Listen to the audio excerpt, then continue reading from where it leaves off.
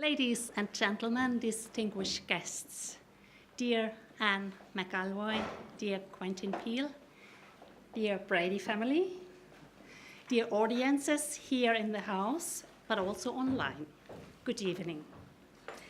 It's my great pleasure to welcome you to the Goethe-Institut for this annual Brady Lecture. Our speaker describes herself as sometimes critical but ardent Germanophile.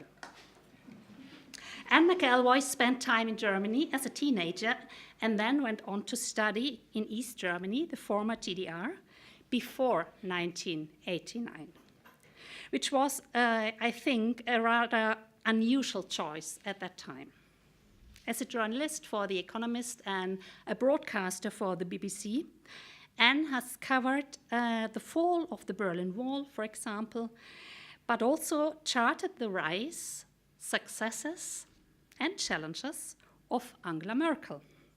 You might have seen her perceptive profile on the German Chancellor on Newsnight just ahead of the German elections recently.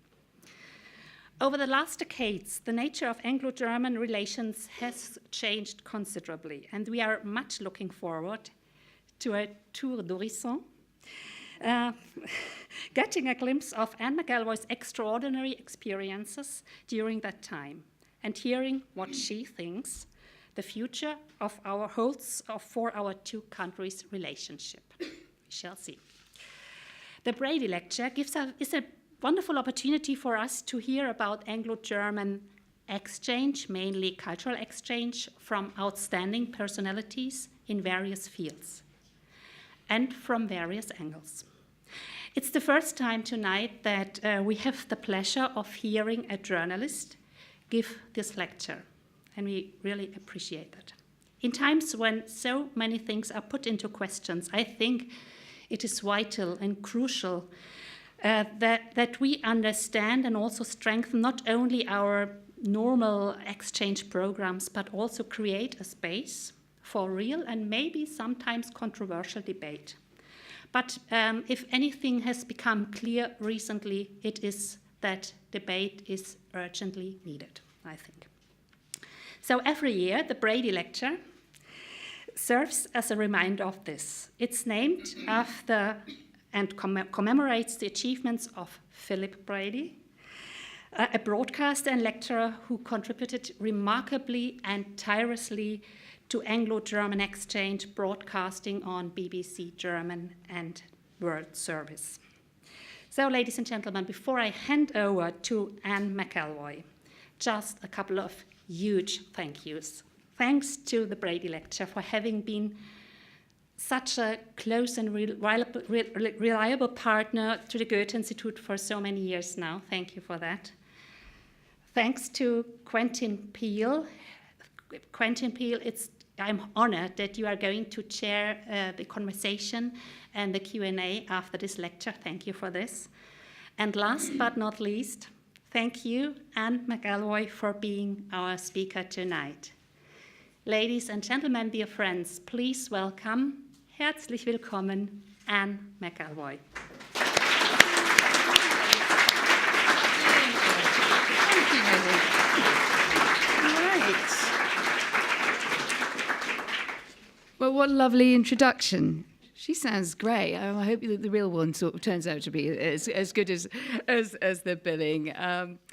It's a very great honour indeed for anyone with a love of Germany and interested in the way that Germany is perceived and its culture is perceived abroad, particularly here in Britain, to give the Brady Lecture.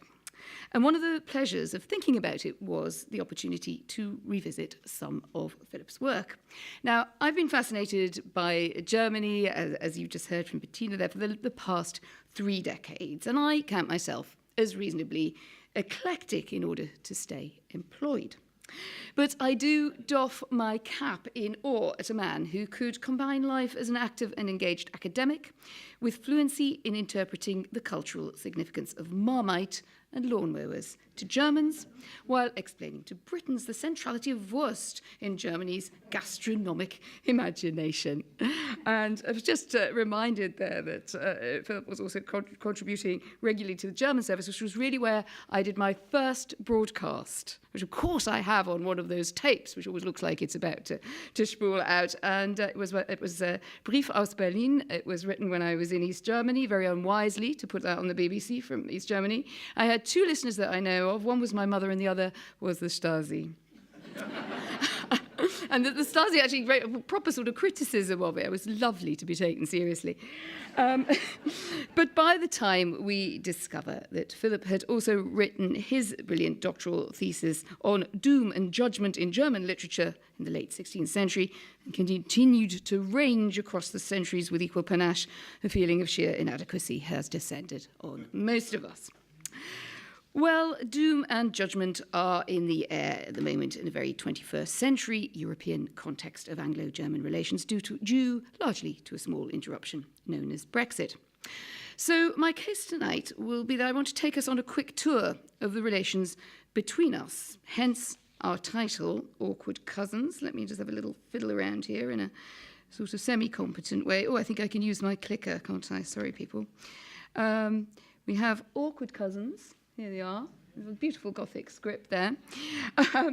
Awkward Cousins from Deutschland 1983 to the post-Brexit era. My basic thesis will be that we need to renew our efforts to the doors of communication between Britain and Germany and keeping them wide open. I have a few ways that we might think about that, and you will have some more to tell me about. But I think it's particularly vital at a time when it's easier on both sides to lick wounds or fire the arrows of mutual invective across the Brexit divide. And the work that the Goethe Society has so long excelled in doing, keeping those doors open, promoting culture through the prism of language, has, as we heard in our introduction to the lecture, never seemed more necessary. So I will argue that there are walls of incomprehension. They threaten to rise again. Incomprehension is usually the product of and goes along with distrust. And I think that there are responsibilities in both countries to think very carefully about how that can be diminished and how tensions can be avoided. The costs of alienating ourselves from each other, whatever the grounds and however deeply felt the passions driving our moods, are very great, and I will contend that we would both be the losers. But in the spirit of Philip Brady, Anglo-German relations and sensibility should be a pleasure and not a chore. So I hope to avoid a bit of finger wagging, at least in the first half of the lecture. and we will come to our state of present challenges later on. We have a bit of time tonight, which is very nice for someone like me who has to summarise Brexit coalition talks in 2 minutes 40 on the Today programme earlier today. So I want to take a much longer lens, if I could. I want to take us from Deutschland 83 to Brexitology. And Deutschland 83, have we any fans in the audience? Yes, well represented. And if you're not, if you're already a fan, I recommend that you find it. And it looks and sounds something like this. 4, 3, 2, 1. Earth below us, drifting, falling, floating waves, calling, calling home.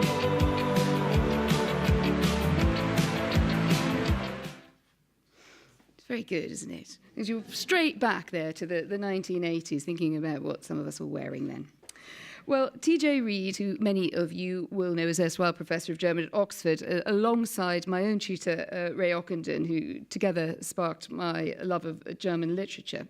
Jim used to describe, that's T.J. Reid, used to describe the interplay with German events of literature as packages of time.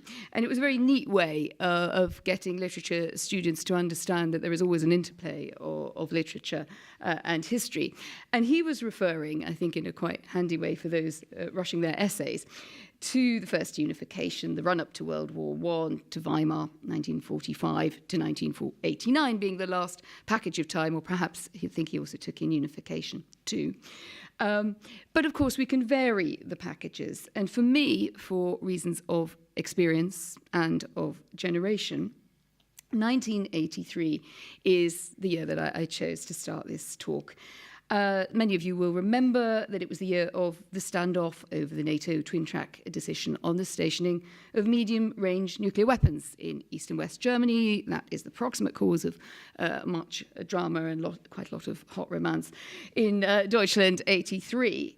But I think what it also summarizes is the way that German history and the way that German history is connected with the wider Europe and to Britain, both through the European identity, but also in this case through NATO and a security identity that binds us together.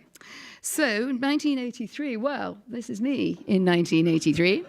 And as you can see, I am living, I wasn't living at that time, I think it was just about leaving school, and I was going on a lot of German exchanges. I was very fortunate to do that through a very, very good county scheme, long may they live. And as you can see, the diet was basically Schlagsahne. Which I don't think I could quite subsist on now, but and I was clearly loving it. So there you go. And I was very fortunate indeed to get to Germany at that time. And so I went back after school and spent my year before going to Oxford there. So what was the Germany of that time like? That's my long-suffering sort of host partner there, who just looks despairing, doesn't she? She's a policewoman now, and you can kind of tell. The Germany of that period was very interesting. I mean, it's more interesting now, I think, now that I look back and see what it signified than I realised at all at the time. It was outwardly stable, it was prosperous, but the Großwetterklima, that great phrase, far outdoing our stodgy term of the broader global outlook, or some such, what a great word that is. That was really all about those anxieties ratcheting up there, the nuclear tensions, the deployment of those weapons by the Soviets in the East. They were sort of zhuzhing up their capability, and the decision then to match that through cruise and Pershing in the West. And it permeated political debate, but of course it also permeated culture, and you'll all remember 99 red balloons. And when we look at that now, I mean, that sense that people really felt that they were living on the verge of disaster can seem sort of, it's sometimes even played up in the drama, slightly comedic. But I think it was deeply felt, and you didn't have to be sort of wildly hysterical to think that there was something very difficult in the air. So whether it was the peace marches that I first encountered en masse in Germany at that time, the serious dislocation of parts of public life who had previously supported the bent of West Germany towards America. The first big challenges, an early sign that political disruptions, we often think of ourselves as living in a very disrupted time, do rear their heads there. So what was going on in that year? Well, I had a quick look back to my diaries, and I've taken out all the really good bits. But the bits I can share with you are that Petra Kelly was the matriarch of the Green Movement. She just entered the Bundestag and was bringing a new life force to German politics. The preoccupation of a dog-eared book that I had from that time, which I think she edited and Gerhard Schröder contributed to, was Das Prinzip Leben, and that was obviously a play on Ernst Bloch and his much more theoretical and hard-going tome, Das Prinzip Hoffnung. And I was just fascinated leafing through it, that it starts out with a warning of imminent ecological disaster and the threat of nuclear war. So not at all like now, then. So preoccupations in some senses haven't changed, though, of course, the field of play and the causes that we talk about, the way we talk about them, changes quite a lot. And that was really the Großwetterklima. So what was the Kleinwetterklima like? Well, I don't know if anyone else here is or has been an au pair, but it is a fantastic way, I think, to gain insights into the small and very telling differences in the way that societies live. Were the Germans tidier than the Brits? Definitely. 1983 to 84 was not an era in which the Brits ever took off their shoes indoors. Germans most certainly did, as I learnt in the first week as I tendered the pristine flat of a rising banker and doctor in Düsseldorf. And in my sloppy 18-year-old way, I would be lounging amid the IKEA furniture, probably trying to read the Prinzip Hoffnung and watching Tatort, living on a very bizarre diet of my employer's Weight Watchers book, which entailed weighing out 25 grams of rice per meal maximum, and a lot of quark, which I offset with as much milk chocolate as you could fit into an EU milk lake. One bark from the Highland Terrier I was supposed to look after, and I would then leap up, hide the shoes, hide the chocolate, and go back to being the world's best British au pair. So my job, apart from the child rearing and the dog, was to set the table for breakfast the night before, again, a ritual unknown to Brits. And then I had to polish Manager and Capital magazine with ecologically approved furniture polish. Now, given that there were few and far between thrills to be derived from my day job, I did spend quite a lot of time around the university, and Düsseldorf University certainly put the mass into Massenuni. I was preparing to study German and philosophy when I was going back to Oxford the next year. So, of course, I was fascinated by this entirely different tribe of students, because anyone in the audience who was a student in the 1980s may remember that German students did knit, and they did knit in the lectures. And were we to be back there now, the first two rows would be full of people doing knit, worn, purl and plain, wouldn't it? And that was just the most fascinating thing I'd ever seen. Students, of course, were older, because they could take longer at their courses. Some of you might remember this, as ladies nodding, these more leisurely days in which you had a kind of Überschuss, an oversupply of taxi drivers who'd been students for 8 years and knew more about Ernst Bloch than I ever would. And the mood economically, I suppose, socially, economically, I think that's very, very connected. A mixture of a kind of late Post-Wirtschaftswunder, but still that pride in the German economy. I got lots of jokes about British Elend, British misery, derived from that durable source of national identity, the car industry. We look back on that period. Helmut Schmidt, who left office in 1983, was seeing it as being a very stolid, reliable, very respected on the global scene, strategic thinkers, a kind of Macher, the German CEO. And for all the risks and fears that are captured in Deutschland 83, which he's certainly the figure in the background, I think rightly identifying the threat that the upgraded Soviet SS-20s did pose and that the West needed to respond. One thing I think we really have forgotten is how unpopular, how fraught that decision was. And I mention that because I think there's sometimes a sense, particularly when I talk in universities, but also the rough and tumble of the B-word debate that I'm coming to later, that we're living in a uniquely tense and difficult time. And, Europe certainly does have extremely serious problems and challenges ahead of it. But Deutschland 83 was no picnic either, and the global picture, I think, was actually quite dark at the time. So where does that leave us as Brits and Germans, tidy or otherwise? Well, awkward cousins is a sort of tag that I kind of picked up without noticing that I'd picked it up. I think its roots are in Victorian literature, when it was a bit of a trope, and it stemmed from this idea, often present in novels. E.M. Foster's Howard's End kind of figures that idea, really, of the cousinage. As an interesting and interested, intellectually rich relationship, but one with fissures, a kind of swirl of understandings and misunderstandings between Britain and Germany. So it's extremely useful that it's on television at the moment. And I started to think about that, and the idea of awkward cousinage as also being something that you could apply to politics. And since then, as I became a political journalist, the relationship between British and German prime ministers has become a little bit, one of those weird subjects that you think, I hope I get to do on Mastermind. And one of the things that really fascinated me, and a lot of people think that maybe your mind is going to Kohl, maybe it's going to Merkel and May, maybe it's Kohl and Thatcher.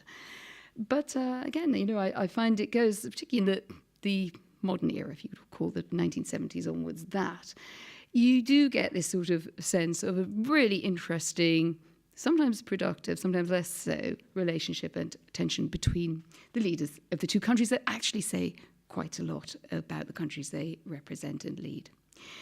So I was thinking about Margaret Thatcher and Helmut Schmidt. Now, they never looked that happy together, but really they were very similar, and some of their disagreements, I think, arose from that. They were both strong pragmatists on security, both Atlanticists, both very tough and unyielding, with a tendency to think that they were immovably and absolutely right. Now, naturally, when two people like that meet, they find each other very hard going. And the story of respective UK and German prime ministers has not, I think, been an especially warm one, much as many of us would wish it so. The great rebate row towards the back end of Helmut Schmidt's time in office was a brilliant snapshot of the German and British view of the EU. For Mrs. Thatcher, the asymmetries of UK contributions, she found herself as the only major net contributor at the time besides Germany, and it really drove her to handbag mode. She wanted her money back, and she went on until she got it, really.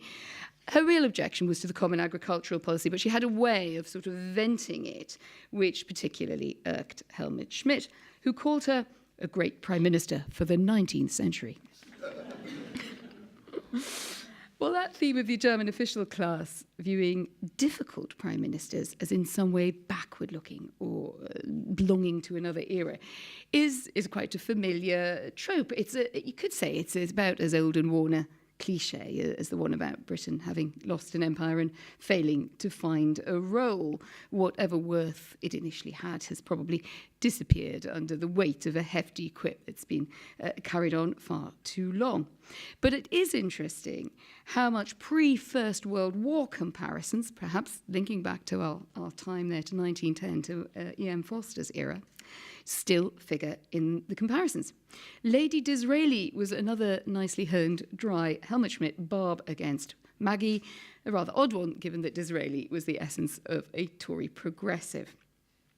Well, it would be great to say that this was all born with fortitude at the British end, a shrug of the shoulders, our customary sense of humour and good cheer, but that would be wrong. Because that would underestimate the great odd couple pairing of modern political history, and that is, of course, hang on, we're not in the wrong bit. Where are we? Where's Helmut? We need Helmut Schmidt, don't we? Oh, we've lost Helmut Schmidt. Who have we got, Helmut Schmidt? There. No, sorry, we've got Helmut Kohl. Sorry. You're all awake. That's great. But I just love that. I actually asked a friend who was helping me put the slides together whether this was Photoshop, but it really isn't. I mean, they did actually look like that when they were out together. And that I just think is absolutely brilliant. Gives us the whole sort of, the horror. He's finding her, just too British, and she's finding him way too German. And it really is an interesting, way that sort of continued. It went on its way, sort of from bad to worse. And it's interesting that I think it still hangs over that sense of, the hard to manage relationship is something I will come back to later, which I think is a sort of, there are, I think, things like learned behaviours, and I think that's one of them, that we sort of think this thing will repeat itself, so then often we do. But I need to scroll back quickly because I obviously clicked too far ahead. And while all this was happening, while all of these great events were happening, and Helmut Schmidt was meeting his political end, Helmut Kohl was rising and getting into his super loving relationship with Margaret Thatcher that we saw there. In a sense, I was very lucky. I cut my teeth not covering that sort of thing. Now, nowadays, there is a tendency, particularly as newspaper budgets shrink and a lot of opportunities are perhaps more institutional for young journalists, to cut your teeth. They all start out being sort of political columnists at sort of 20. But actually what you miss then is just going and living in odd places, perhaps places that are not so, where the grand correspondents, the great bureau chiefs and grand panjandrums, the Quentin Peels, didn't go.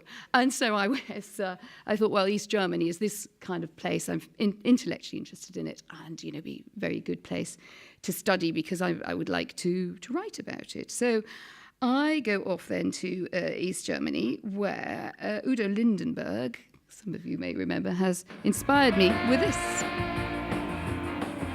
Entschuldigen Sie, ist das der Sonderzug nach Pankow? Ich muss mal eben dahin, mal eben nach Ost-Berlin. Ich muss da was klären mit eurem Oberindianer. Ich bin ein Jodeltalent, will ich spielen mit einer Band. He was pretty good, wasn't he? So I took the Sonderzug nach Pankow, pretty, to a large extent inspired. But it is an absolutely, anyone who doesn't know it and is German speaking or indeed get the chance. It's just a most brilliant wind-up song in which a pop star takes on a politician, in this case Erich Honecker, because he's not allowed to play in the DDR, and wins. They let him in, and then there's the most terrific fuss, and the entire audience is Stasi. And it's so the whole story, that the file on it, I do a lot of work in these old Stasi files, just goes on and on and on, and it is absolutely gold. And at the end of that, it's a very, I didn't want to keep you because it's a nice long song. Udo Lindenberg, just to rub it in, says in Russian, very good Russian, he says, anyway, Mr. Honecker, why won't you let me in? Mr. Gorbachev doesn't mind. He's already let me in. So he absolutely knows how to wind up by this stage, sclerotic East German regime. So off I went to Ilmenau, the home of the leading technical university of East Germany, slightly better known as the home of the Kichelein in Goethe's great poem. And that was, just an extraordinary chance to see life both. I wanted to be outside the capital, and I didn't particularly want to be, where other Westerners were, often in Leipzig through the fairs, and there I was, sort of hanging out in the DDR. Now, the nice thing about that time was if you actually lived in immersion in the DDR, listen to me, I'm Udo, this was basically what you got to read in your national newspaper. Any German speakers might already be laughing, but this was the splash in Neues Deutschland in late 1985, which is collective farmers harvest grain until the late evening. And a picture of 3 combine harvesters, which lifts the heart, doesn't it? So that was actually the page 1 splash. And I ended up there living, I studied in Ilmenau, came back to Oxford, went back again. And by this stage, everyone, tutors, family, Stasi, everyone is confused. The place I could actually get to spend a year was Humboldt. And I lived right opposite Neues Deutschland, where they pumped out this sort of newspaper. So that was that experience, both being perceived and the way that Germans there looked at Britain. Of course, East Germans couldn't travel. Any who had been abroad tended to have been to West Germany, sometimes through sort of strange routes if they had families who were either parents who were writers or diplomats or the like. Often they had been to Austria or somewhere German-speaking. Very few had been to Britain. So they had a sort of view often of Britain. And I had a very, very lovely and highly intelligent set of friends at the Humboldt and outside. But the view really was sort of 1890s Britain. I asked you relentlessly about the pea supers and how much you said, well, actually we have cleaned it up a bit. And sort of we have got out the horse and cart. They didn't ever quite realise. And I realised that it was a lot to do with the sort of dominance of Sherlock Holmes in the imagination. That these were books that people could actually get hold of and enjoy in the old DDR. And so they had this sort of 1890 to 1910 literary tastes were quite advanced. And of course, if the Britain that you imagine is through literature, a little bit through the stereotypes or just presentations that you've seen perhaps in West German TV drama, well, you can imagine how we sort of came out of that one. And so I went off to do my Staatsbürgerkunde course, which was the absolute hardcore ideology course, which most East Germans absolutely loathed unless they were bound for the Stasi. But I was really eager, so they knew there was something wrong with me.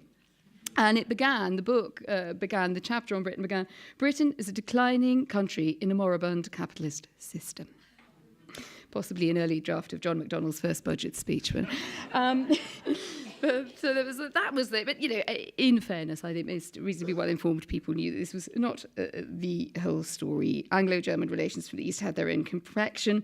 Not many Brits around, quite a few with distinct communist sympathies, but curious East Germans, remarkably keen to be informed about what was going on. And the touching thing, of course, was the sense that they could not expect to come and visit us. And I was very kindly treated and put up and sent from friend to friend, which was always marvellous. It was like, well, I just go down to Erfurt and you knock on number 1 door and she's my friend and you can stay there. People were extraordinary kind. And with a couple I became very close to, he said to me once, we will meet again. We will see your country. He said, because you can invite us when we're pensioners. And he was absolutely serious. And this was a 21-year-old young man that sort of, you will do it, won't you? And I said, yes, I would, with a huge lump in my throat. the mood of that time is so well captured in, of course, in the lives of others. And little did I know until I met Florian von Donnersmarck, invited me to the launch, that we had worked in the same library in the university in the Humboldt, where he had been researching the screenplay as it would turn out to be. And I was working away through my 1950s Sinn und Form literary theory studies. But that's one of the reasons the film is so good, that, you know, there is someone who really put in the work to understand the society that he was writing about. So in 1988, when I was going back, I'd finished my degree by then in Oxford, going back as a very fledgling reporter, I was very lucky to hit the time, which some of you will remember, the peace movement at that time and the big demonstrations in East Berlin. And I met Bärbel Bohley. She was one of the leading protesters and dissidents in what became Neues Forum, New Forum. And she unfurled a banner with some friends at the annual state demonstration marking the 1919 murders of Rosenberg and Karl Liebknecht, Rosa Luxemburg, the founders of the German Communist Party, with the great saying, "Freedom is always the freedom of those who think differently." When I got to know her a bit in the aftermath, I found something also very interesting. She said if she had to go, she would only leave to go to Britain. And as the regime got more desperate, they did actually pretty much throw her out and gave her this visa to go to Britain, hoping, I think, she wouldn't return. And I wrote to her in Cambridge and said, "How is it? You know, it's quite nice. Have you thought about not coming back?" And she wrote this back to me. "If the GDR was free, I would stay here with all those people who are vegetarians on bicycles." But the syntax is great, isn't it? But not like this. And I think with just extraordinary bravery to go back to East Germany at that time, as she was under constant Stasi surveillance, with her family always under pressure, with no hope at all that anything could change as quickly as it did. Well, the regime began to crumble, and I slipped the leash of training at the Times to go in 1989 to cover the May elections, and just basically stayed. And as all journalists know, the thing is, don't come home, just stay there, keep writing, don't come home. And that managed to be the best, timing that I could possibly have had through that extraordinary 1989, that summer of the great exodus through the newly open borders which in many cases are now beginning to shut again. But one of the things that was really remarkable there was just that run of events which shapes the Europe that we live in now. And I can tell you what happened at the night the Berlin Wall opened, because some of you may remember the Welsh comedian Max Boyce, who used to say very long stories of his small part in great events. I was there, he would say. But see, that, just that sense that literally from day to day, something that we had all believed was solid would crumble. In fact, I think there is one, Quentin might remember the name of the guy, there's one Pentagon guy who always sort of claims to have predicted it in papers, but of course he'd done so for about 20 years. And then there was actually, typically, as always in these cases, was one of my friends from Leipzig called Burkhard, who went, "You know what, I think the wall will go." And we went, "It was silly." Anyway, so, that degree of suddenness is something that we always have to remember can happen and shape our lives. That was also, of course, the time when Angela Merkel was coming to the fore, and when we first saw her as the deputy press speaker of a small democratic party as it emerged. So I suppose I was quite disappointed to find that there was a bit of a resistance to the aftermath to the idea of German unification. But if there was resistance in London, it wasn't half so much as there was in East Berlin. I was still collecting my Neues Deutschlands. You'd be pleased to hear I've got a whole collection. That's me in the Old East. This. And this, I just was showing my young colleague when we put it together, is, if you look at the date, is so fascinating. The 15th of November, so a good week after the wall has fallen, by which time half of the country's on the Kudamm looking at sex shops or buying bananas. And the Neues Deutschland is fretting about materials and technology on building sites in Alt-Glienicke. And it's just a great example of not journalism, isn't it, really? But it does show you how absolutely hopeless, and also ingrained was the expectation that what had been would continue to be. Well, things then moved very fast, as we know. And how many of us remember the ill-fated 10-point plan of confederal structure concocted to soothe Anglo-French nerves? That didn't last for long. It was never really imaginable to start with. I went to the Coal Archive, which is actually really fascinating, and wrote a piece a while ago for the TLS. And anyone who likes ferreting down the sideboard of Anglo-German relations will have a field day, actually, because really it is just the raw material of the archive with some very well done notes. So it gives you the context of phone calls, and I particularly like this one, if you remember James Baker, who was a rather patient American Secretary of State in the days when we had that sort of thing.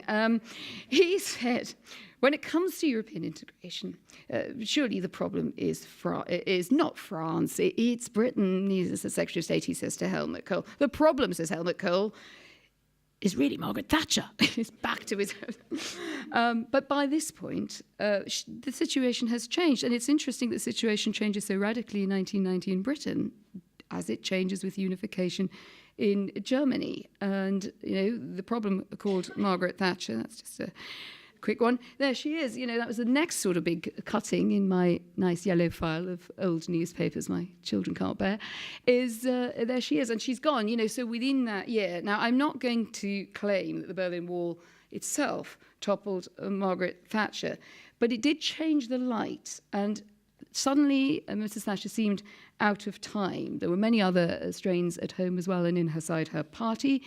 This can happen to a prime minister. But it is interesting, as I think that sort of digging in, and also I think a very divided sense, both in the British civil service, but also more broadly, that one might have a few doubts about what the Germans would get up to when unified, but that she had perhaps dug in too much and taken it too far. And suddenly, there she was, the Iron Lady was gone.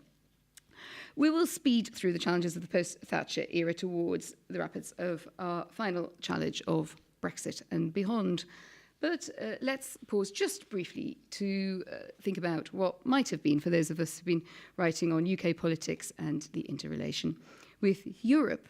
And this period in some ways seems even further away to me now than historically more distant ones. There was one brief period of Anglo-Saxon near-political unity which went unconsummated. And it was really when Tony Blair moved closer to European monetary union, giving not if but when pledge. I think he only gave that one once. And it was based not particularly, I think, on Tony Blair wanting to get into the single currency, which would be hard, I think, to say that would have been a good move for Britain, though some may disagree. But it was really more his perceived community of outlook with Gerhard Schröder, who he got on very well with and liked. So we got a much more cheerful, oh my goodness, now but of course they all love each other. There's a bunch of guys, they're just loving each other. And it's just an interesting, mood of the era. Lots of backslapping. I'm sure they told each other they were just marvellous. And I wrote this. I was starting to write political columns, I think, then in earnest. And I wrote that they shared a vision of reform. Kicking the EU into shape rather than savouring its existing contours was likely to be their main pastime. It would be extraordinary if this new Anglo-German attraction, headed by two ambitious men intent on staying in power for some time, did not produce some changes in the moribund and wasteful institutions of Europe. The excuses for failing to reform the CAP, I thundered, have now run out. Now, what I love about that column is it's so wrong. It's just it just feels like it's caught in aspic. Don't you love the certainty of columnists that what they think should happen will happen? Well, we know better. I'll be writing about the fact that the CAP isn't really truly reformed until I'm dead. And the idea of a radical Anglo-German centre, that kind of blurb, collapsed, and things went back to the general default state of slight irritation leavened by a common love of faulty towers, arguments about faulty towers, football, arguments about football, the Berlin-London art nexus, etc. But, but in some ways, I'm going to put up a hand for cultural relations here and say that they matter and they can smooth out many of these bumps which left to themselves can deepen and become more than irritations. So one of the things I've always charted, when I've been writing about German politicians, British politicians mixed through the two, or just what the rest of us are thinking and doing, is really that there is a much richer cultural interplay between Germany and Britain than many imagine. Angela Merkel is reading Julian Barnes, for instance, the Shostakovich book. And I thought that was just a fascinating insight. And I actually plotted away trying to find out something, fascinating that Merkel did in her spare time, which is quite hard. And she was reading Helmut Schmidt's something or other. Yeah, let Schmidt again. And then suddenly Julian Barnes. And I thought, well, that's just that sign that there is often, an interest that does lurk in intelligent politicians below the surface. Now, here we think, well, we often are thought to be a little more parochial or less likely to be reading The Magic Mountain in the original on the train of a Saturday, but perhaps after a Goethe Society course. But Sky Atlantic viewers are watching Babylon Berlin. When I switch on Radio 4, I find Henning Wehn is on, far more than I am, so I like his agent.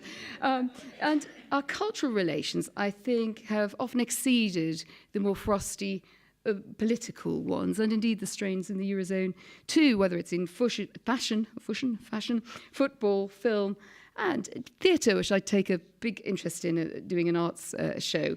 The extent to which we send them a hefty supply of edgy contemporary writers, and Germans have the dramaturgs who have completely revolutionised and turned expectations upside down about what things look like on the stage. So, there is still an awful lot for people who say, well, we're cutting ourselves off. We don't need to do so. And there is actually very little sign that we're doing so when you get into the granularity of our relationship. The World Cup in Berlin, obviously a huge event, much enjoyed by everyone, even those of us who, tend to drift off after minute 24 if there isn't a goal. But the spike in British tourism, which I think was about 10%, has never really, even after the peak, has never really sort of gone down to below its starting point. We can look from here, just down the road, the lure of the City of London for Germany's generation of hedge funders who weren't allowed to practice being hedge funders at home. SW3, that well-heeled German colony. German students lining up at master's courses in British universities.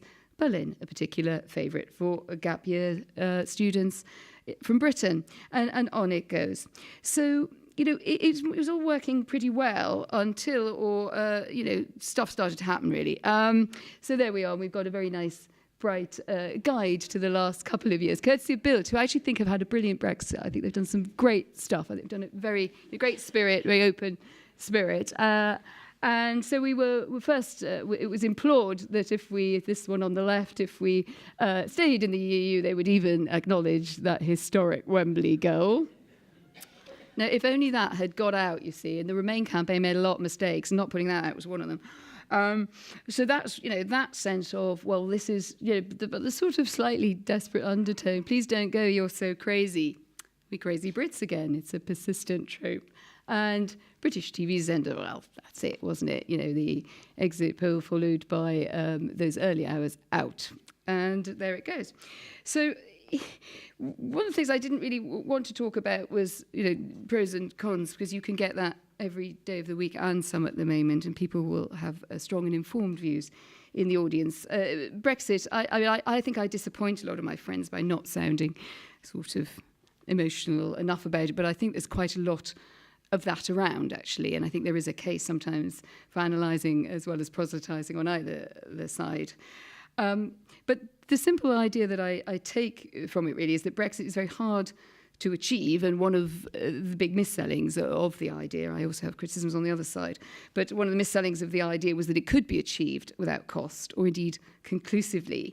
And I still feel that we're acting out in parts on both sides of the argument, a kind of kabuki drama of Brexorama, sort of anger, resentment, which then has to be matched on the other side, and you get, to torture my metaphor, you get a kind of metaphorical arms race in which everyone has to outdo the other in either threatening the end of civilization or promising you that liberation will be a wonderful thing. We will, in fact, be Singapore. Except not working so hard, huh? Anyway. So it is possible that the Brexit result will be revisited. I hear that as pretty much the first thing people say to me when I arrive in Germany. But I wouldn't bank on it. And I think that the better scenario to bank on, if one wants to think about Anglo-German relations in the round, is that we will end up paying some hefty leaving fee. The Brexiters will not be as great as imagined. It will cost political scalps. Perhaps not, not only the ones that we foresee at the moment. I don't think we'll have a hard Brexit, but I mean, you can come. Don't book me again if I'm wrong. Simply because I think, in terms of economic exposure and many other factors, I think that is the least good option. I don't think it will pass in Parliament. So some bad things will happen along the way, I would predict. I think we'll be bored to tears by discussions about Article 50. We'll spend a lot of time and effort solving problems like the Irish border that have been sort of reconstituted from the unstable chemical compound of Brexit. But the popular voice does matter. We can't have a healthy Anglo-German relationship without it, and we can't always assume that people want to be led into what to think only by elites, or indeed slightly browbeaten by them either. Brexit, to my mind, was an uprising of the lead against the leaders in London, in Brussels, and yes, in Berlin too.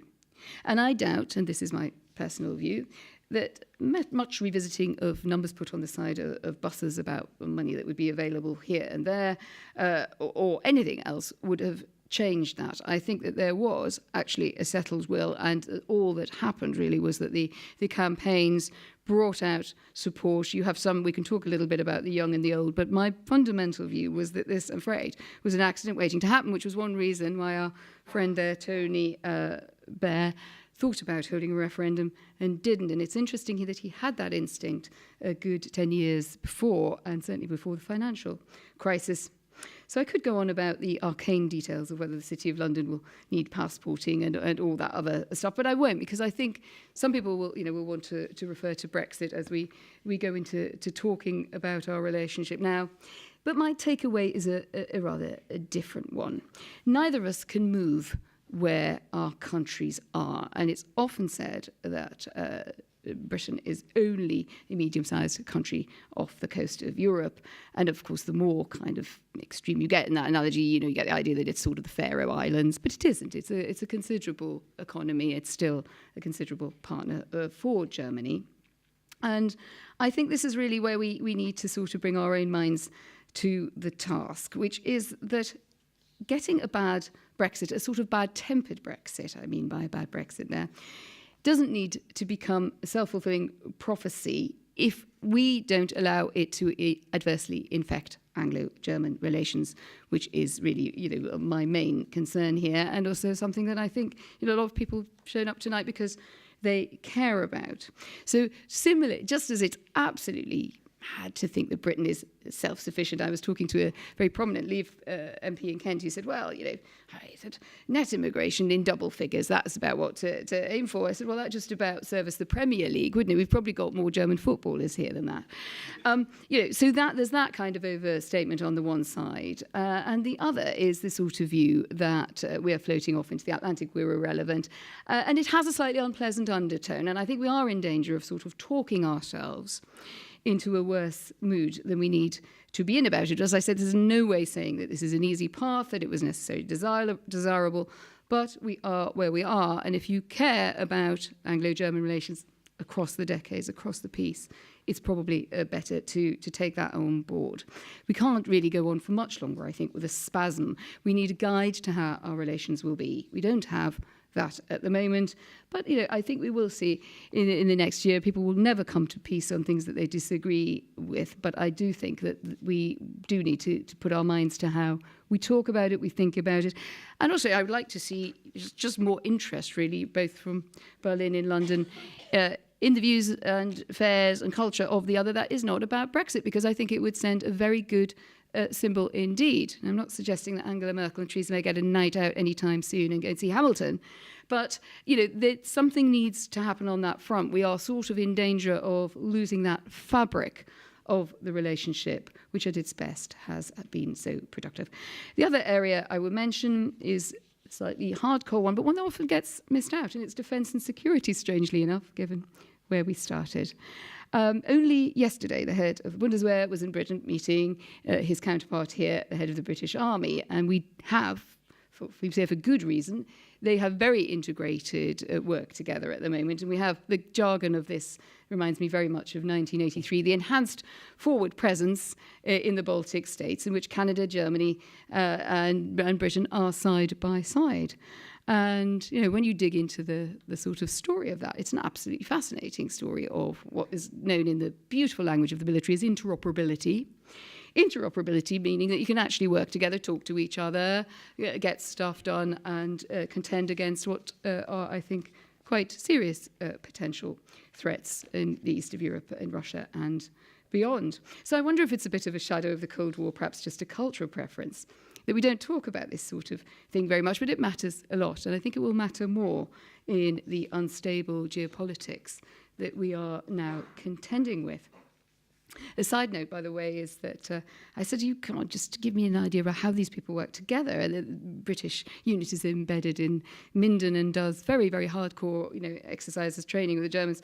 So well, it's great. It's much better than the French because the language thing is so much easier. So for a marvellous moment, I had the thought of all these squaddies speaking German. And I thought, no, actually, hang on. I think it works the other way around. But it is interesting, the old Sprachfamilie held zusammen, and I don't think anyone has any doubts that that works well, and that it has quite, it is actually doing quite serious stuff. And this is not just the fantasy of the common European defence identity. So, here we are, and I added a bit on the end because I thought I couldn't really leave you without just a very few thoughts on the situation in Berlin. And some of you will see I was writing about it tonight. The Theresa May-inspired joke in Berlin that Angela Merkel is now schwarz und instabil, because poor old black being, of course, the colour of the CTU, and strong and stable being one of those great British exports for something that's going wrong after Theresa May's election. But I do think there is something moving. I think Germany's very impressive Chancellor, who I've known and written about for a long time, is more at the mercy of events this week than in any time in her period in office. And the results could end up calling to mind some of that earlier, bumpier, dramatic politics in the 1970s in West Germany that we visited earlier, much more so than that opinion of the appearance, I should say, of sovereign calm in office. So we have our two dramas colliding as we finish. We have the Brexit that was not supposed to happen or not predicted, and we have Angela Merkel, always written up as being in some sense impregnable, but I think now being pulled way out of her comfort zone after the failure of her coalition talks. And you will remember the Thatcher front page one day, so very much in charge, the next day, just not. It is possible that Angela Merkel will survive for rather longer this time than when we saw Thatcher there. But I am not convinced that Neuwahlen was ever a tactic that she wanted to use. It is, I think, a very unstable compound which she is engaged with there. And leaders on the world stage can meet very sudden ends. Votes can be tied, confidence ebbs. Those who always wanted your job or have other people who feel that they want to push them forward. And she has ignored an awful lot of people in her party down the years. I've never myself seen such a bad mood in the CDU as I now experience when it comes to Angela Merkel. But of course, in a Germany with AfD strongly in parliament, that also has its risks. So her latest declaration that she would hold the elections rather than run a minority government is also, I think, quite telling. And it does take us back to that kind of era of thrills and spills. Minority governments, I know, in the same form didn't exist in the 70s, but it may be that she is taking a bit of a lesson from history there about being at the mercy of parliamentary factions. I guess that Merkel knows that she's managing the end of her own era, and aside from the amour propre of a long-serving leader of a great country contemplating a difficult final act, the terms in which this transition occurs matter an awful lot. They matter to Germany, to the rest of Europe, in or out of the EU. The Merkel years have been an extraordinary time, a period of steadiness in the surprisingly turbulent politics that I think I've hinted at of modern Germany. I always say that people who think German politics is boring are really just missing the really good bits. But it is a stability that we take for granted until one day it melts. So what might hold us together while these two great challenges coexist? When the unpredicted happens and the unthinkable is just next day's news, hastily written up and analysed by someone like me. Well, I think that's where our old trope comes back into play. We have an interesting gamble. You can take this tonight with the person next to you or over a glass of wine. Who goes first, May or Merkel? Not so a question I think we thought we'd be asking ourselves even a little while ago. I only do it to make the slightly cheap point that we really, we never really quite know how the turns in this relationship can be much more unpredictable than we think. But whether we're crazy Brits, awkward cousins, or those tidy Germans, my contention is that we fundamentally get along very well, really. Let's just find the best ways to keep it like that.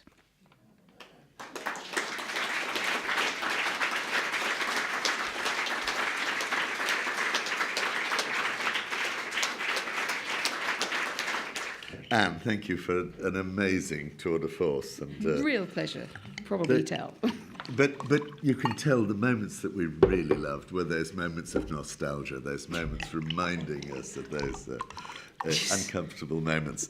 But there's the first thing that really jumps out to me, and I'd love to hear you on, because inevitably you've given us a real feel for your fascination with Germany, and it's a fascination that I share, although I don't think we actually ever were there at quite the same time. Or different bits, I think. Well, partly different bits. Were you there in the early 90s? Yes, yeah, 91 I was there. to 94.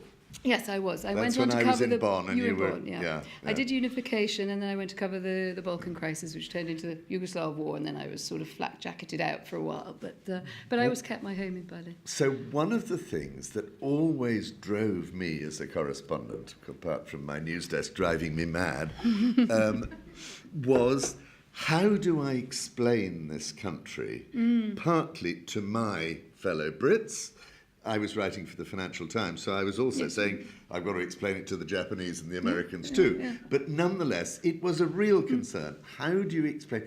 Why don't the Brits understand Germany better? You had a word about mutual incomprehension earlier on, but why don't we understand Germany better? I wonder if we do not understand Germany better. I mean, I suppose it depends what you maybe had a sort of... Yeah, I have to say, I think I had a harder job in Bonn than I had in Berlin. Mm-hmm. I think just professionally, I think Brits understand. I think there is a magic, a romance about Berlin. I mean, whether it's, wrapped up weirdly with the war, Hitler's bunker, whatever, or David Bowie, or, there's just all sorts of cultural references. Now, the problem if you're doing the job from Bonn, I mean, Frankfurt, it's sort of obvious you're probably serving a financial audience primarily, but say your days in Bonn or the transition, it was always hard to interest outsiders in Bonn. It was Helmut Kohl. It was yes, and I think you're right. I mean, and it was unification. It was the blühende Landschaft that wasn't happening. Yeah, and that's right. I think there was a more dramatic story, and the reason that, I mean, as it happens, large parts of Deutschland 83 is the East German agent who's up the road from within Bonn quite a lot. And I think you're now able to make Bonn interesting in a way that it was in the earlier Cold War, when John le Carré was writing The Small Town in Germany and saying, look at this place, it's so spooky, it's so clean, but actually there's all sorts of terrible espionage and murder, double dealing going on here. I think you were just there when it was doing well, unification was well handled. It was quick. It was extraordinarily quick, really, when you look at that year. 1 minute it's happened, and the next minute, even the era has changed. And I just think that's true. The only bit I would slightly push back on is it's sometimes as boring as you make it, isn't it? And I think there is something about German politics. We used to say, people never follow this if we have to cope with writing about 5 parties, particularly when we were a more 2-party state than we are now, and there was SNP was nowhere. In fact, 70s is about the last time it was somewhere. I think they found that difficult. So having characters to hang it on, but it's interesting people want to, regardless of whether they agreed with the Petra Kelly. If you had characters in place make the story, don't they? And I think I would say I was well served. I had dissidents, I had a wall, And even the funny old, when I wrote, I had a lot of access. I was sort of found some, but I was lucky in that studying in these quite elite East German institutions, you met the kids of fathers in the Politburo. People were fascinated by that. I think I had the drama on my side of the wall. Sorry. But you had one thing that I think the Brits do find quite difficult to understand about Germany, which is the sheer provincialism of great cities. I mean, Berlin is one of the most incorrigibly provincial of cities. It used to have dreadful mayors who were the dullest people. I mean, certainly not Ernst Reuter and so on, but nonetheless, latterly, they were ghastly. And actually, great German cities have an intrinsic provincialism that I think Londoners, anyway, would find slightly, dull. Now, my children are all totally in love with Berlin, so no problem at all.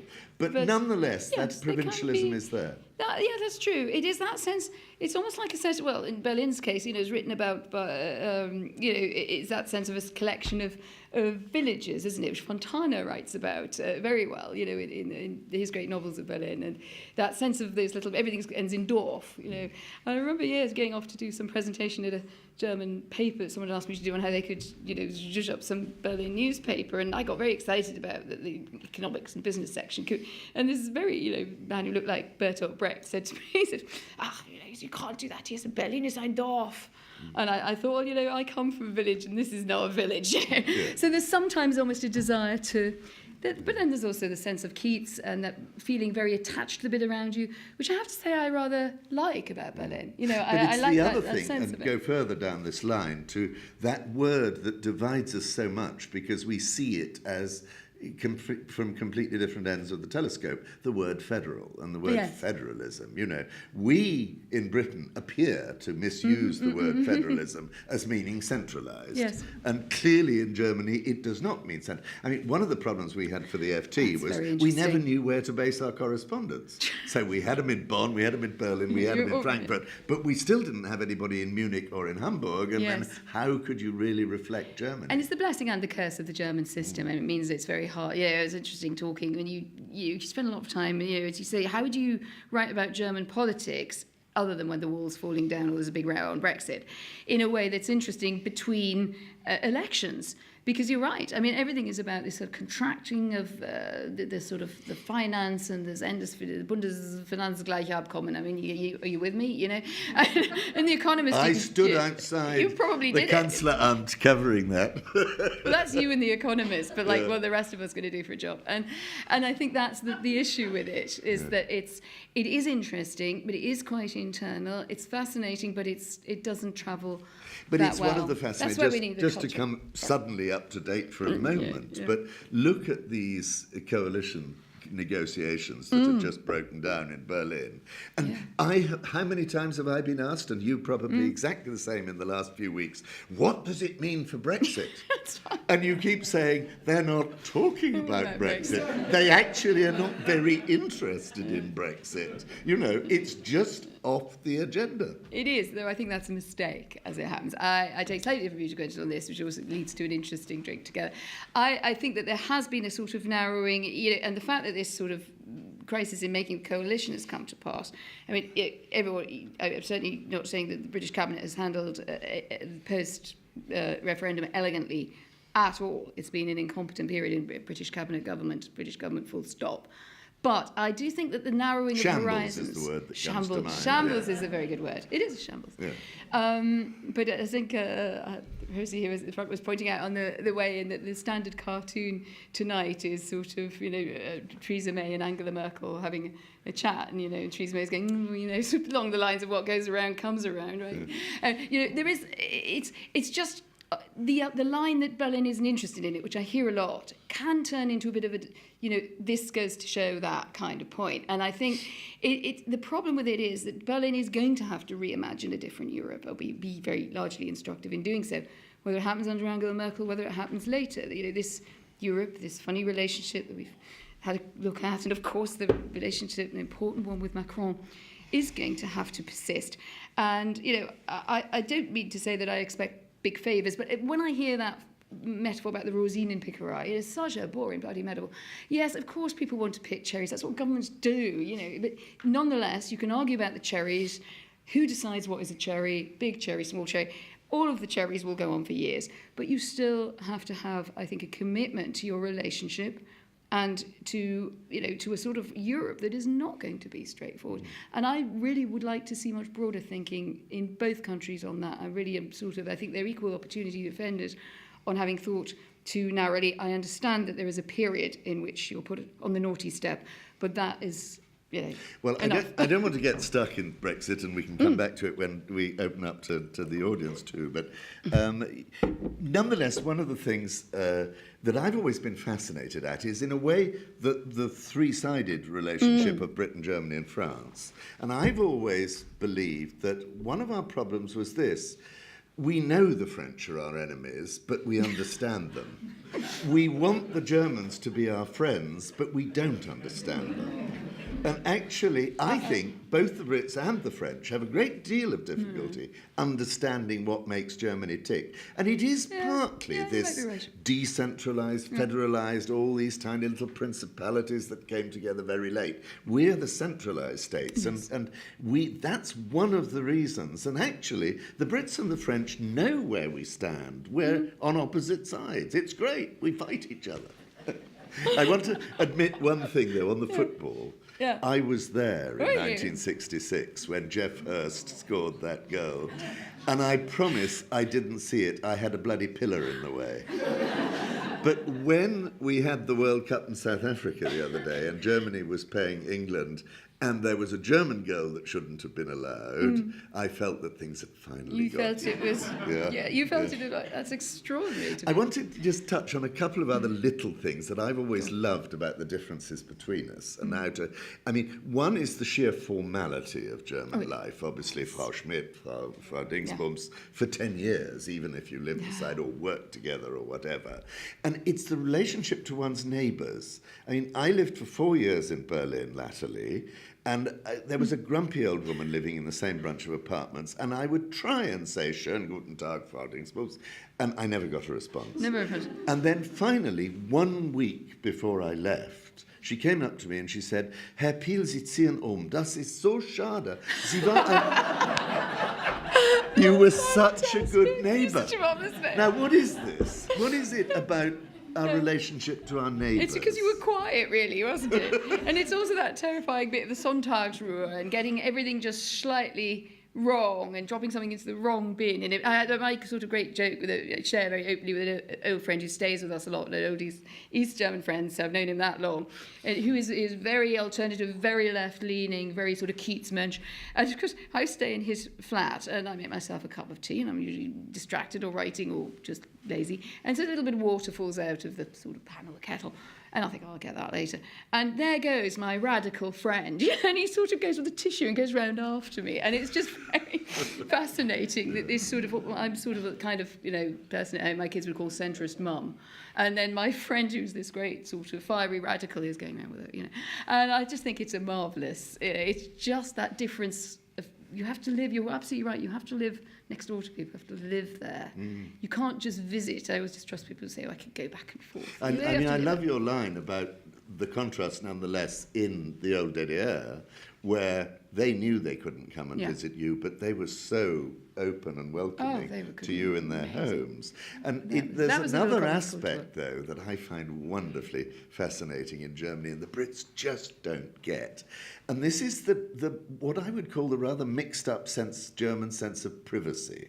Oh, okay. Absolutely rigid about data privacy, privacy of the mind, totally careless about privacy of the body.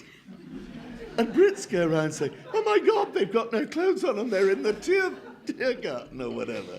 And the Brits really find that quite difficult. Absolutely, and that those early, even pre-pictures, which I spared you of, school exchanges, the sheer embarrassment for sort of 14, 15-year-olds from County Durham, with these sort of people taking all their clothes off and sort of talking to you. Often, my friends often did this when I stayed with them in East Germany. They'd start a really earnest conversation about their degree was going, or dreadful government or something, and take all their clothes off and dry themselves. It was you sort of, I realised that made me a bit like that, and my children are now horrified. So I was either the verklemmte Britin, and now I'm the sort of... They're horrified by you taking your clothes off. Because I took on the slightly FKK approach. And I do find that now my, enlightened 2017... teenagers are absolutely horrified, so you can't win. I think we're somewhere in the middle on that one, aren't we? We're in Belgium. Well, I love it. We lived in Berlin, in Schöneberg, very close to the Mottstrasse, and the Mottstrasse once a year has this huge gay parade. And I remember coming out of our flat with my Irish Catholic wife once, and she isn't very conservative, but nonetheless there are certain... And there were these two men walking away from us with completely bare backsides. And Mary said, hurry up. And I said, why? And she said, because I want to get round the front and see what's on there.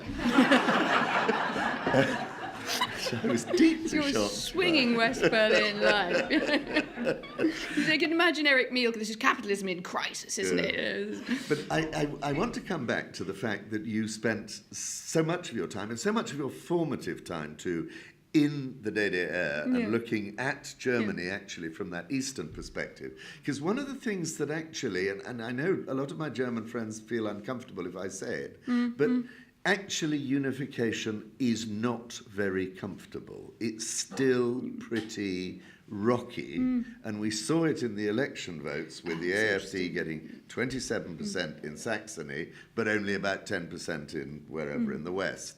Do you think, one, why is it so difficult, and two, is it going to work in the end? I think it sort of worked in between, if that's not too fudgy an answer, because I think it's been quite a long time, and probably, we both telescope time a bit, the way that, you do when you... The older you get, the faster you telescope. telescope. Well, yeah, I'm sure that's been happened to me too. I think what happened, it did grow together quite fast, and I was very interested when it got to those 20 years since 1989.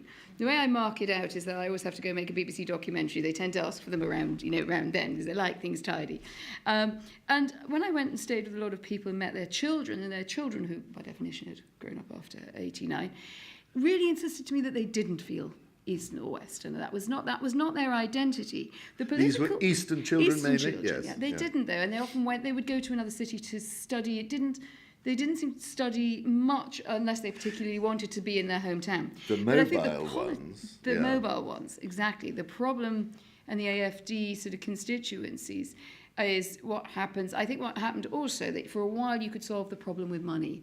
You could sort of transfer, the Transferleistungen were underway, which Helmut Kohl controversially at the time did. Guess what's been one of the factors pulling this coalition negotiation apart? That's true, actually. The FDP wanting to get rid of the Solidaritätszuschlag. Yes, the Solidaritätszuschlag.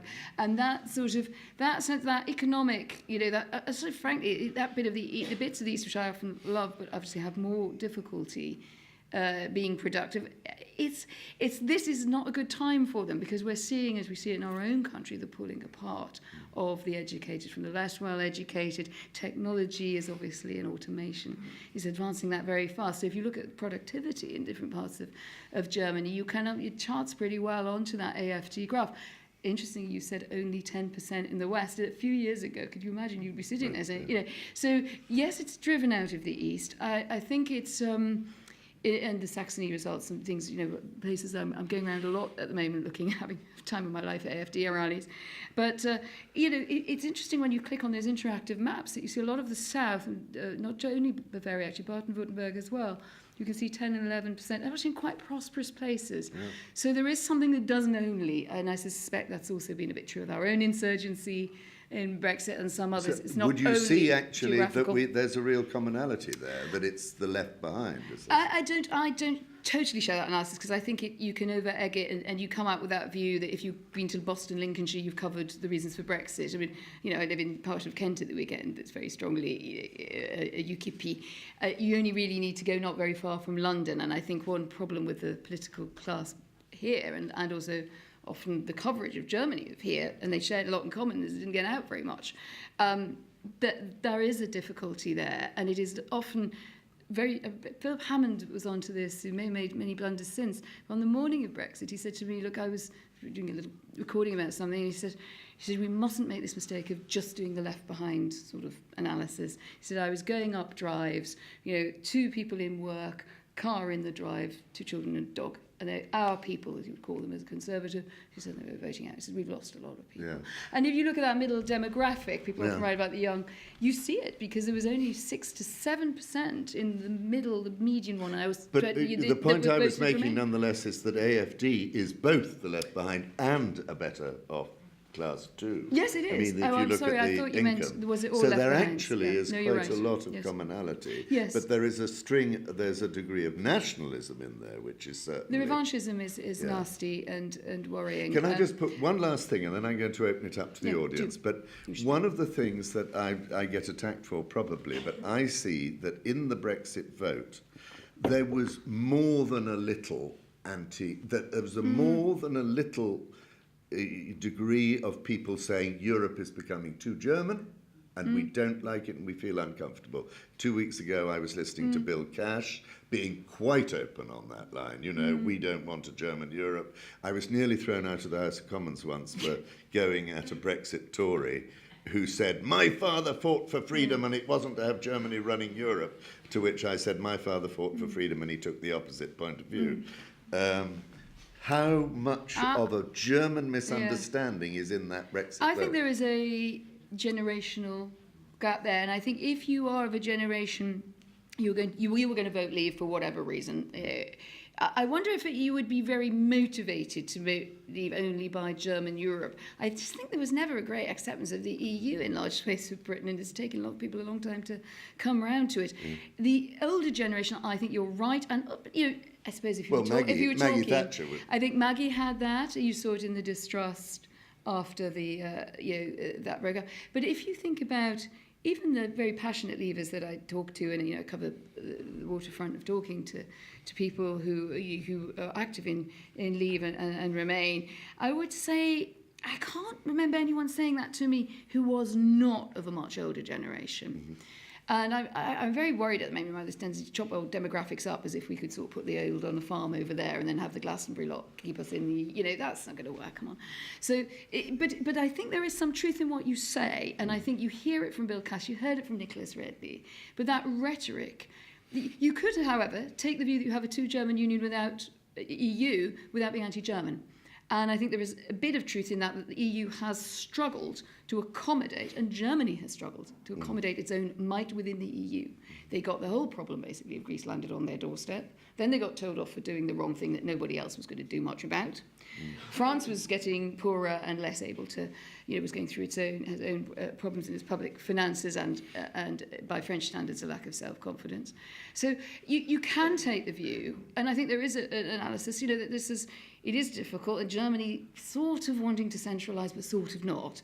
So you can be very critical, I think, of the German-led EU without being anti-German. I would suggest, and people feel that that I'm being too general, what that our it's a audience generational feel about thing. these things. Yeah, because I'd love to hear some questions and contributions from the audience. I think if you could just say who you are when you stand up, or put your hand up, and who would like to go first? Who's going to break the ice? So you can't keep this. Yes, over here. Just following up on... There is a microphone. I beg your pardon. I'm Peter Slynn. I'm 75, if that's a qualification to speak. But Very much so. I just want to follow up on what you were just talking about. I mean, how does Germany perceive the EU without Britain? Because, I think you referred to the sort of balance, roughly, between France, Britain and Germany. I mean, surely there must be a great deal of anxiety, assuming Brexit happens, in Germany as to how they're going to manage the EU in as you say, with an even more dominant position. How many of you had friends in Germany, or you, Anne, who said on the morning of June the 24th, I wept? Yes, there was a lot of that. Yes, that's true. I think it was deeply felt, and I think that is true. I think it turned into a slightly... What happens with these things, and it happened a bit with the sort of Leave position, which went from, jubilation to, well, it's nothing to do with us, which is it's like people got frozen in a reaction. And the thing about I wept, almost in a way, it sort of worries me, because I think it's a little bit of sort of Brexit sad face, which is almost nothing more can be done about this, it's all hopeless. I think Peter's question is a very good one.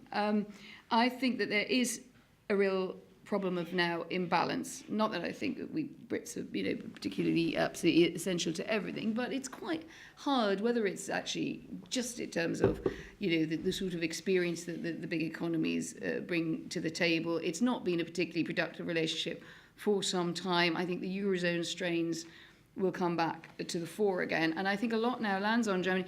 And interesting, we were chatting just before we came on, the answer to your question probably as last week was, it's fine, we've got Macron. We like him better. He's much nicer. He's much easier.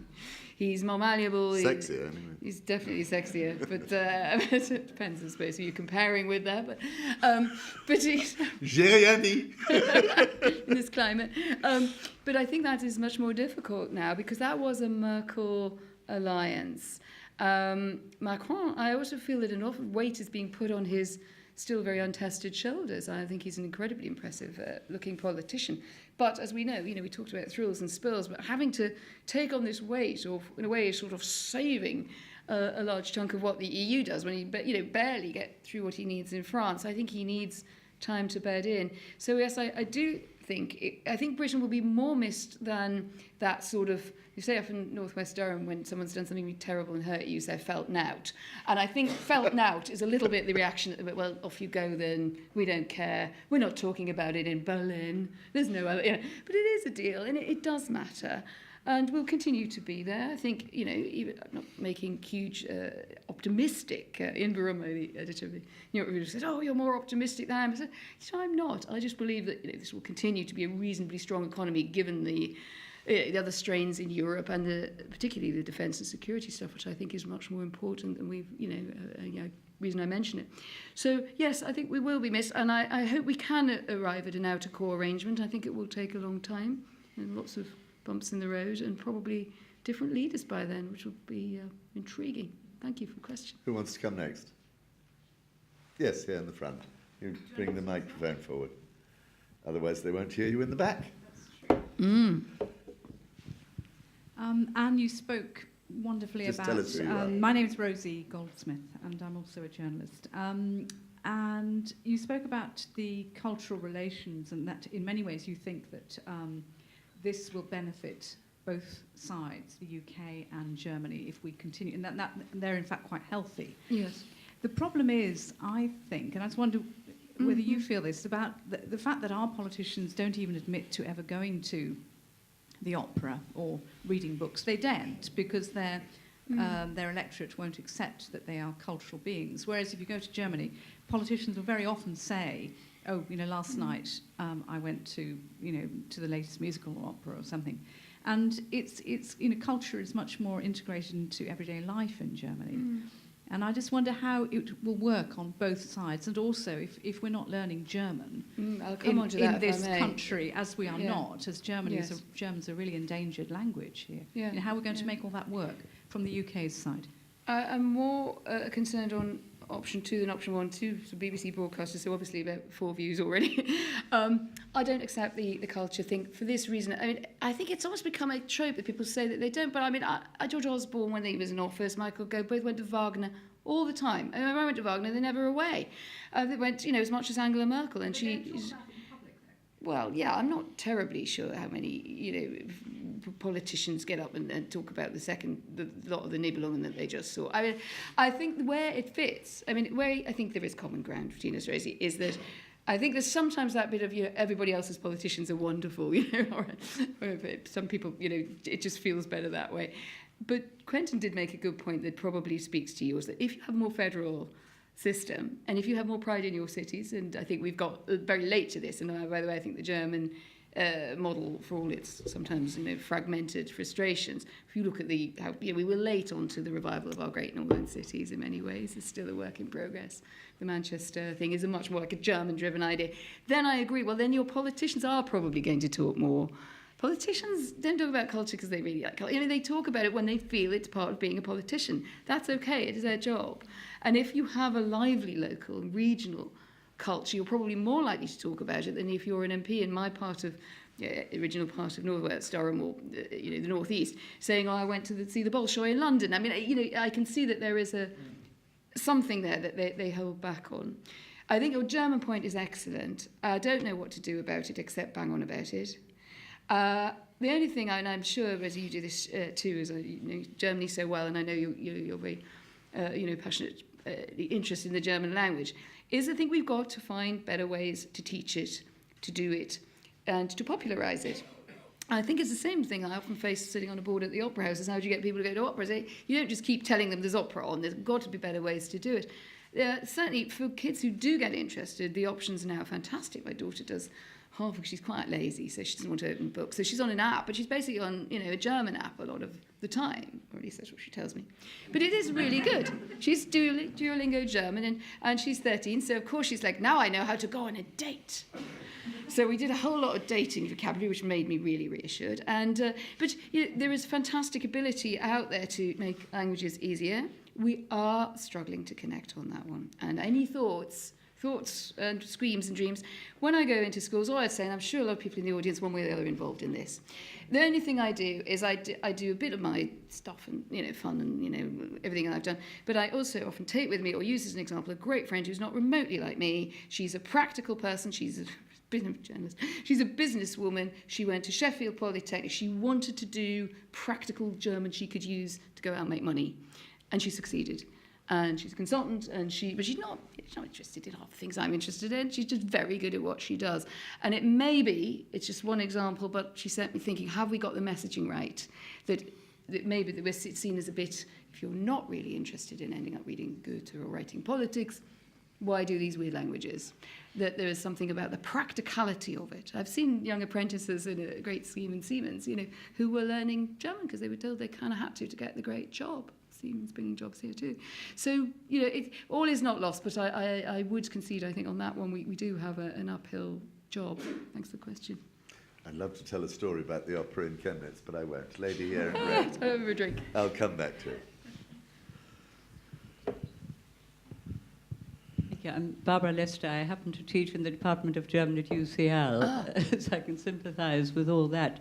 And I think it's particularly sad for Germany to lose Britain, still together for now anyway, to lose that Great Britain out of the EU, because in my experience, I grew up in Germany, I've been here for 100 years, but most Germans are great Anglophiles rather than Francophiles. They're those who will only eat or drink French wines, but on the whole, the Germans are Anglophiles. And they don't even mind nowadays that Britain won that war, because all the young agree that Germany had this ghastly Germany had to lose that. So there is none of that left. Yeah. So that's a pity. And I sometimes make it my business when I get a new lot at UCL, sort of first years or any years, and get Erasmus students from various countries as well. And I say, matter of interest, folks, who are the Anglo-Saxons?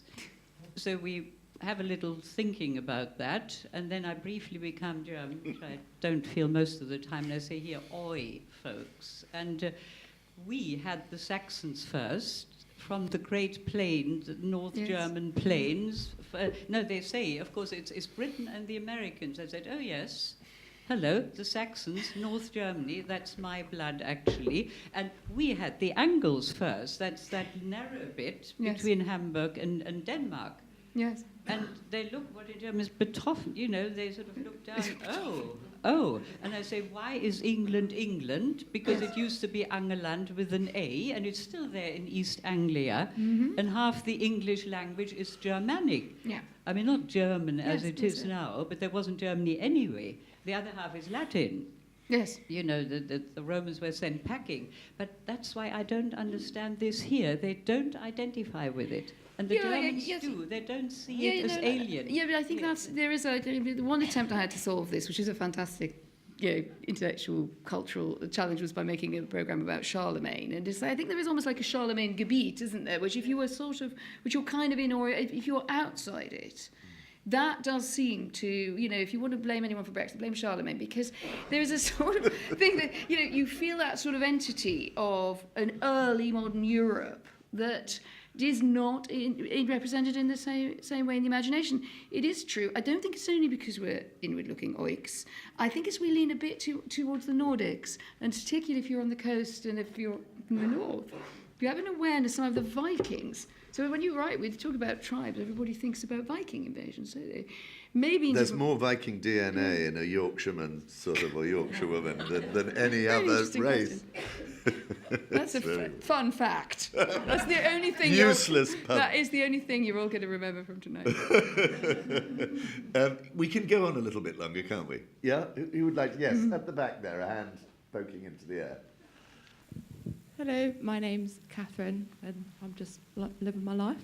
I was wondering, so when I speak to my relatives who did vote for leaving the EU, which, I don't hold it against them, it's fine, they have said that they voted in the referendum in the 1970s, and they feel that nothing has happened. They voted to, be part of the EU or whatever it was at that particular moment.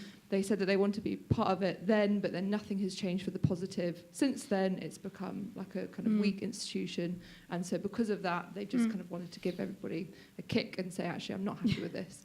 And I was wondering how much you think that a kind of feeling of like a lack of satisfaction with the EU also is apparent in Germany. Do you think that there's a similar sentiment in Germany as well? Really interesting thought. I mean, formally, we were always sort of told not, right? The Germans loved the EU. It was positive. It was peace in our time, and all that. But actually, I think you put your finger on something that we've seen come to the fore in this. I think Germany, or those sort of pro-European Germans, educated Germans who really identify, not only educated Germans, actually Germans, with the EU, got a bit of a shock to find out that quite a lot of, if you add up the alternative parties who've got a bit of beef with the EU, you actually come with quite a lot of them. I think particularly It's since still the Eurozone... 13%. Yeah, well, no, not only. If you take, I think Die Linke is not oriented towards the EU. No, it's even more hardcore than the confused sort of Corbynites on that. It's not. It's not a sort of sense of a binding relationship. I'm not just taking the AfD sort of at its word, and it's much more, I think, than just an anti-EU party now. For reasons. But it'd be interesting. No, but it was an at the beginning. It was an anti-Euro party. That's true. It wasn't actually an anti-EU party. Yeah. So it's a bit of a mixture there. I think there's a lot of I would, I think, have an issue there. I think that the Europe building the European Union is an existential interest for Germany today. Still? And it goes a very long way through the system. And you just don't see the differences between all the major parties except for the AfD and perhaps a bit the Linke. So you've got the far left, the far right. But right across the middle of the spectrum, go to the Greens. I mean, I think who used the phrase the other day about the Greens, they're positively Europhiliac. They are passionate. Yes, because the Europe of the regions, the Deleuzian Europe of the regions suits the Greens very well, and it's a good carrier of their interest. But I would only come back a bit and say, well, are you so sure about the FDP now? Because I'm not. You see, the FDP is sort of morphing into a much more... I sat through a Parteitag in Rostock where there was a huge battle in the middle of the Eurozone crisis, and it did split. One-third Eurosceptic, two-thirds not. Let's go see who else would like to come. Did you...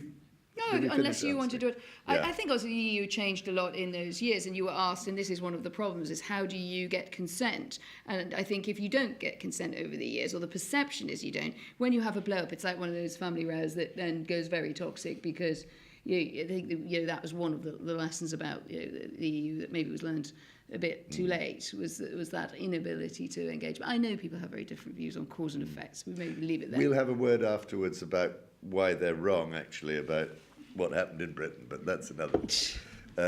Who'd like to come in? We'll have a couple more questions. Yes, yeah. Have we got a microphone coming down the front? And have I got one more question over here somewhere?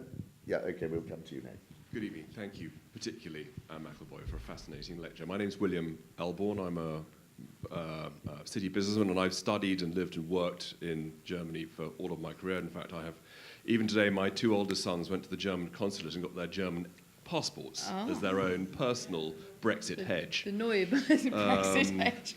City guy. Because I very much into what you said. I remember the day of the referendum, the Brexit referendum, is that my wife, who is Bavarian, she says, I just don't feel welcome here anymore. It was a shocking thing. But anyway, that's my question was to get your views, if I may, about, and it aligns with a lot of what has already been discussed, about fragmentation of our countries, of our political systems. It's interesting that during the whole Jamaica discussions in Germany, that even the CDU and CSU are still at each other's throats. You talked about the AfD, and here, obviously, in the UK, we have the huge differences between England and Scotland and Northern Ireland about how Brexit should or should not look. Yeah. So if I can ask you to look into your crystal balls. Gosh. It's a bit of a sweeping question, I apologise.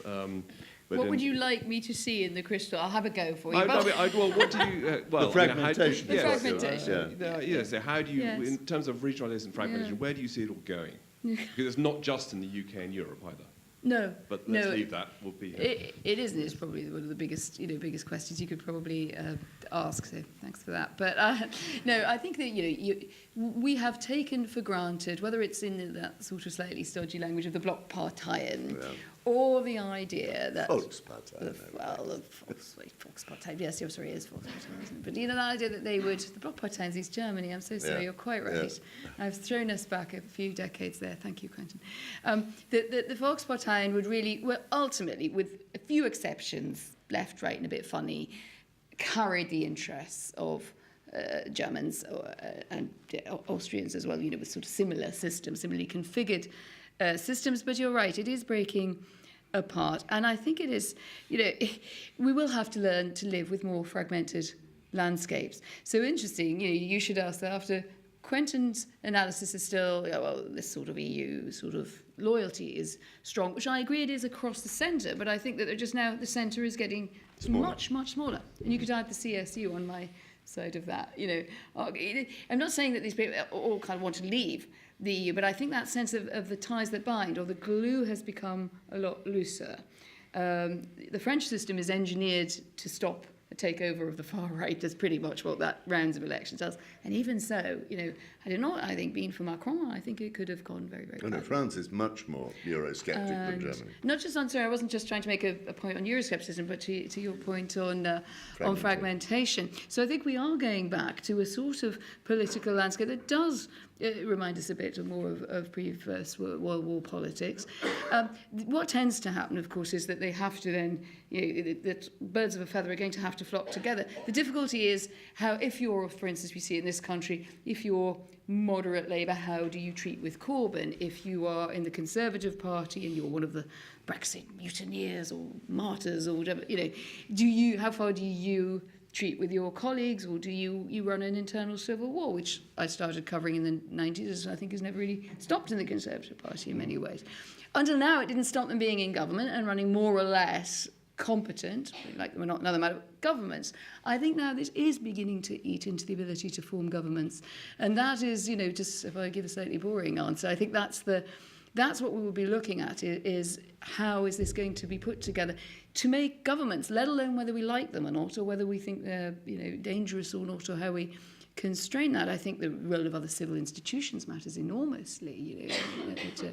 The media, the law, everything else that holds the societies together. But there again, there is a balance, because we must hear what people are saying to us. Wir sind das Volk is not just a saying for 1989. I think it is the most interesting and fraught question, and probably the one I'll be writing about, for most of the I certainly think the last election results here, where apparently Labour and Tories got this fantastic good, is a complete, actually, it's a myth. It was very weird. There was the gentleman here. Last question, yes, the gentleman here. Hi, my name is Ulrich, and I'm a German landscape architect working here. Thank you very much for the lecture and for the Q&A session. And I particularly liked the anecdote about the reaction of your neighbor when you said you were moving out, which I think similarly, when you come to the UK, one of the insights that you get as a sort of equivalent is when you meet the first stag party that's dressed up and is going through town. That's something that wouldn't happen in Germany. So my question is, as you're both like journalists in Germany, is there a different way in terms of, or what's the difference in terms of the landscape of media, and is there a difference between the two countries? In the media landscape? In the media landscape. Gosh. Yeah, I suppose there is, isn't it? I mean, I was sort of, what do you think? I mean, I think there's again, a lot of this is beginning to be eaten away by technological change, which in some ways always seems to arrive slightly later in Germany, later adopters, perhaps more loyal to their reading habits. But if you look at the circulation decline in the major German newspapers, it's even more sharp than it is in the big British ones, which actually surprised me, possibly because when you're in someone's country and you love the culture, and I love reading my feuilletons, I think it's one of those great pleasures. I think that I've often enjoyed the cultural seriousness of German newspapers. And you've got a much, much stronger regionalism, which you would expect. So that wonderful programme on Deutschland Radio every morning where they go through the leaders' stories in the Passauer Neue Nachrichten or whatever it is, and Yes, everything else. You know, it's wonderful. That will go and they're quite or go serious. online, Well, yeah. maybe. And it's Of a course, shame. it's fascinating about the German media. Some of the ways in which the German media behaved, I've noticed over the years, were dictated by really rather unusual things. Because the German newspapers were delivered by post, they actually had to have very early deadlines. So German newspapers, certainly the first part of my life, were all going to bed at about 4:30 in the afternoon. And I remember competing with all the different nations of the European Union in Brussels. And the Germans had all disappeared by the middle of the afternoon. They basically had lunch with Hans-Dietrich Genscher, and then they wrote what he told them and didn't bother with anything else. The last to be there were the Dutch and the Irish, because they have the shortest delivery routes, so they have deadlines at 11 o'clock at night. It's a very interesting... Now, one of the things that I always noticed in the old days about the German media was the German media were rather lazy and rather uncompetitive with each other. That has changed, Yes, and it's that partly has the changed. technological thing. It was when Focus was launched and started fighting Spiegel, very good at or, having battles, those sort of... Actually, it was when Financial Times Deutschland was launched and really put the scares up the Handelsblatt. Handelsblatt won the battle, but it's a much better newspaper as a result. That's very interesting, And so you have that competitiveness, which gives an edginess to journalism, which is not always a very good thing, but hey, it is usually a very good thing. Well, I mean, they're trying to shock each other now. It's changed a bit. But the last thing I would say about the German media is, my God, I am amazed that people buy and read, maybe not from cover to cover, Die Zeit every week.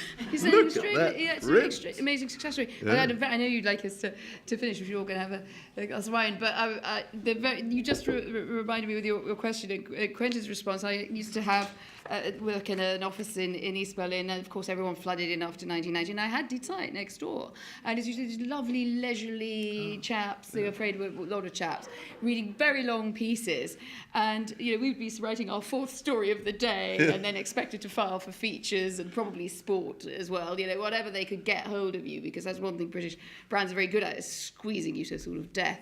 And I would be on my fourth one, and then my nice neighbour would come in just looking so swaggy, and he'd been thinking great thoughts about the future of Germany. He'd say, work, work, work, and you too. On that note... I want to be German. Thank you.